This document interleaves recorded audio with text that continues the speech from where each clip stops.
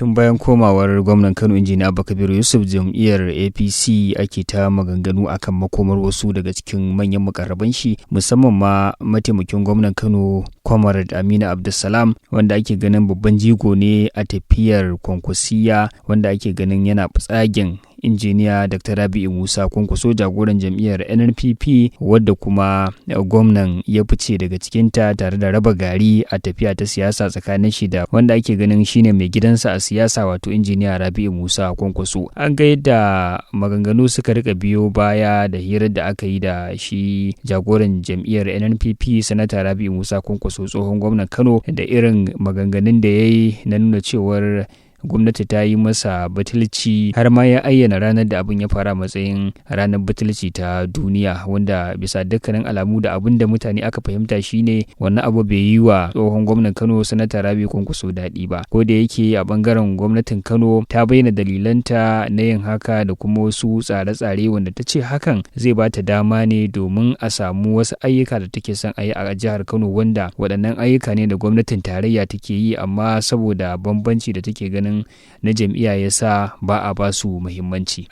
Abubuwa suna ta faruwa, kwamishinoni waɗanda suke tare da gwamna sun riga sun bi shi zuwa jam'iyyar APC, da sauran masu ba wa gwamna shawara da mataimaka da shugabannin wasu hukumomi sun riga sun bi gwamna zuwa jam'iyyar APC. Waɗanda kuma suke ganin ba za su bi gwamna ba sun riga sun ajiye mukamansu kuma sun jaddada mubaya'arsu ga tsohon gwamnan Kano sanata Rabi'u Musa Kwankwaso. Batun da ake ta magana a kai shine ina makomar mataimakin gwamnan Kano Comrade Aminu Abdulsalam, wanda har yanzu ba a tabbatar da cewar ya koma jam'iyyar APC ba, kuma bai yi magana akan cewa yana nan a jam'iyyar NNPP ba. Ko da yake dama ko bai yi wani jawabi ba, an fi kyautata zaton yana tsagen injiniya Rabi'u Musa Kwankwaso ne, wanda kuma wasu ke ganin rashin bayyana makomar za ta sa a ƙara tabbatar da hakan, wanda tuni shugabannin ƙananan hukumomi na Kano dama sun riga sun yi mubaya'a, sun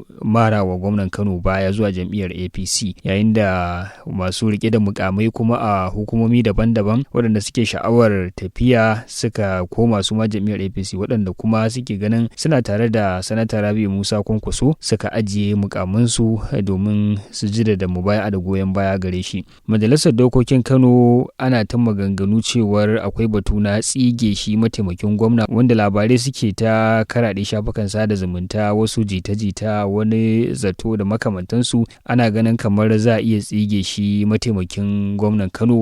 saboda da alamu sun raba gari na siyasa tsakanin shi da gwamnan Kano injiniya Abba Kabir Yusuf. To amma dai Majalisar Dokokin Jihar Kano ta musanta waɗannan rahotanni da suke yawo cewa tana da shirin tsige mataimakin gwamnan jiha Comrade Aminu Abdulsalam Gwarzo. A wani ƙarin bayani da ya ga manema labarai a Kano, mai magana da yawun Majalisar Dokokin Jihar Kano Kamaluddin Shawai ya ce labaran da ake yadawa fa na batun wai ana shirin tsige mataimakin gwamnan Kano Comrade Aminu Abdulsalam ba haka bane, kawai ana yada waɗannan labaran ne domin a tayar da hankalin jama'a kuma a kawo rudani a jihar Kano da ma siyasar jihar Kano din. Ya ce babu wani kuduri ko shiri da Majalisar Dokokin Kano take na tsige mataimakin gwamna, domin rahotanni ne waɗanda ba su da tushe kuma ba su da wata alaka da Majalisar Dokoki, kuma ya kamata ma mutane su yi watsi da waɗannan rahotanni. Har ma ke cewa mataimakin gwamna yana nan yana ci gaba da gudanar da aikinsa yadda ya kamata, da kuma cikakken goyon baya da yake samu daga Majalisar Dokokin. To a iya cewa wannan magana daga Majalisar Dokoki za ta sa mutane su yi tunanin idan babu rami mai kawo maganar rami. Tun da farko dai ana ta zaton haka kafin majalisar ta fito ta musanta wancan zato da ake yi, ko da yake dama kafin wannan din babu wata sahihiyar magana ko kuma wani labari da ya fito daga majalisar cewar tana wannan yunkuri. A iya cewa jita-jitar da ake yadawa da kuma yadda maganar take yaduwa kuma take zama batun tattaunawa,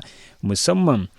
lokacin da gwamnan Kano ya koma jam'iyyar ta APC shine ya ɗauki hankalin majalisar, take ganin dole akwai zarge-zarge da kuma zato da za a yi na cewar ko akwai wani shiri da take yi ko za ta haɗa kai da gwamnati, wanda galibin 'yan majalisu da suna jam'iyyar APC a yanzu, kuma dukkanin shugabannin ƙananan hukumomi su ma suna jam'iyyar APC, kamar da muka faɗa da sauran shugabannin hukumomi wanda ake ganin jam'iyyar NNPP ɗin ko kuma waɗanda suke tare da sanata Rabi'u Musa Kwankwaso kuma ba su riga sun bayyana cewar ga matsayarsu suna tare da shi ba, ake ganin su ne tsiraru a wannan tafiya da ake ta gwamnatin Kano a yanzu. Batu ne wanda yake ci gaba da ɗaukar hankali, kuma za mu ci gaba da bibiya tare da yin sharhi game da abin da ya kamata a ce kun sani a wannan kafa da muke fatan idan yanzu aka haɗu da mu kada a manta a yi mana subscribe, sannan kuma a riƙa yi mana sharing da like na abubuwan da muke wallafawa domin samun su da zarar mu.